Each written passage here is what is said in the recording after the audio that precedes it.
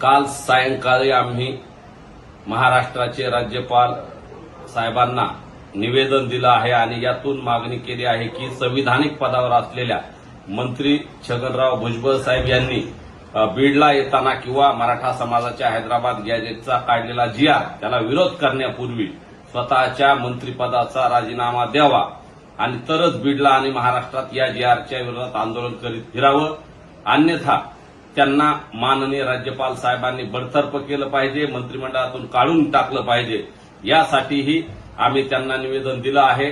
तसेच महाराष्ट्राचे मुख्यमंत्री आणि फडणवीस साहेब आणि त्यांच्या पक्षाचे असलेले राष्ट्रीय अध्यक्ष अजितदादा पवार साहेब या दोघांनाही विनंती आहे की भुजबळांना आपण समज द्या किंवा मराठा समाजाच्या जीआरला मुख्यमंत्री साहेबांनी सांगितल्यानंतरही ते विरोध करतायत।